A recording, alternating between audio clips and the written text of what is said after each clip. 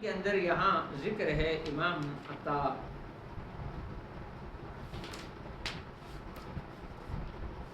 اور عطا ابن ابی رباح رحمہ اللہ، اس کے بارے میں مجاہد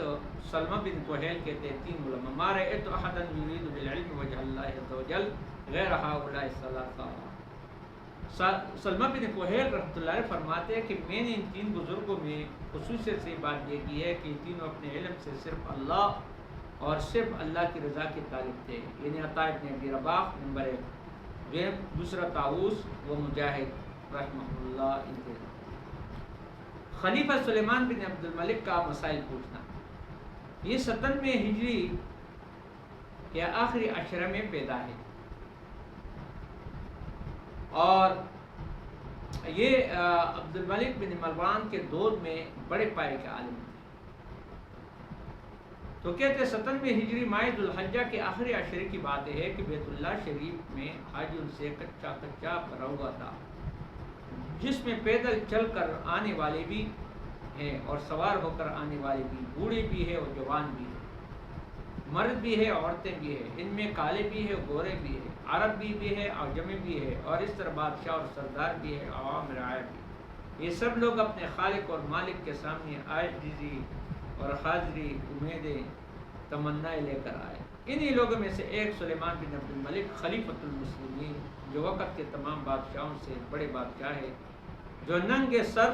ننگے پاؤں صرف 2 چادروں میں بیت اللہ کا طواف کر رہے ہیں۔ طواف کی حالت میں بادشاہ بھی اپنے رعایا اور عام مسلمان بھائیوں کی طرح نظر آ رہے تھے۔ ان کے پیچھے پیچھے ان کے 2 بیٹے بھی چل رہے ہیں اور دونوں خوبصورتی اور صفائی میں چودھویں کے چاند کی طرح ہے، جبکہ نزاکت اور تر و تازگی میں گلاب کی کلی کی طرح ہے۔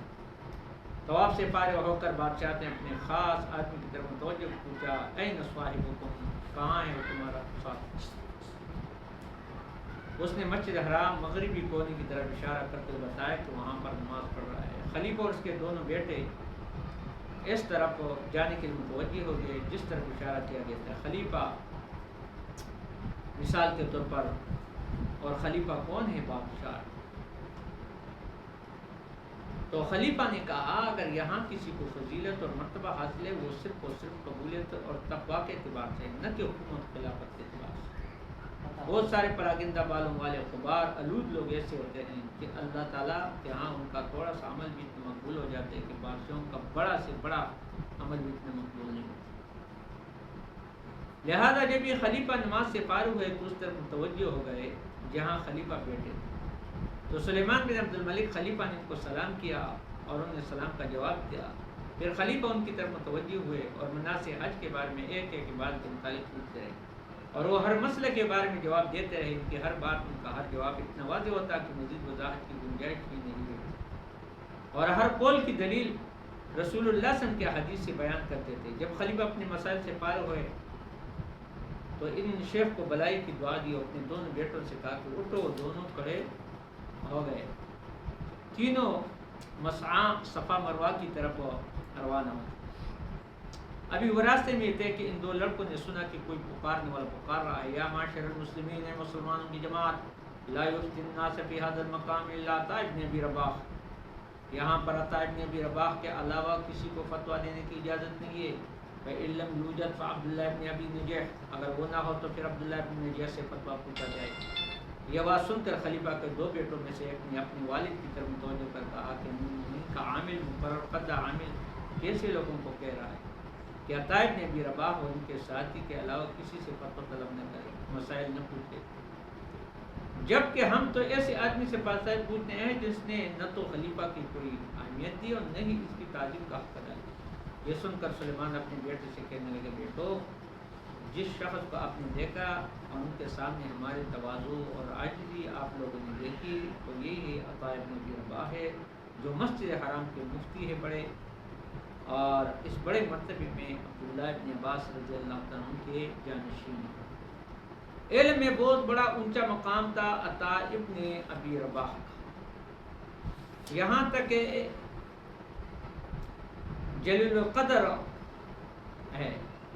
اور اس طرح جلیل القدر تابعی ہے کہ عطا ابن ابی رباح میں علم میں بلند مقام ان کے درجے پر فائد ہو گئے. انہوں نے وہ مرتبہ حاصل کیا وہ اس دور کے لوگوں میں سے بہت کم لوگوں کو حاصل کرنا پڑا. منقول ہے کہ ایک مرتبہ عبداللہ ابن عمر رضی اللہ تعالیٰ عنہ عمرے کی ادائیگی کے لیے مکہ مکرمہ تشریف لے گئے تو لوگ ان کی طرف بڑے مسائل پوچھنے لگے تو انہوں نے فرمایا انی لاعجب لکم یا اہل مکہ، اے مکے والو مجھے تو تم پر تعجب ہو رہا ہے، اتجمعون للمسائل تسألونی عنہا وفیکم عطاء ابن ابی رباح،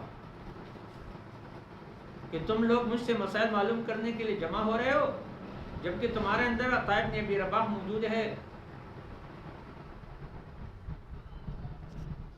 بتاؤ پروشو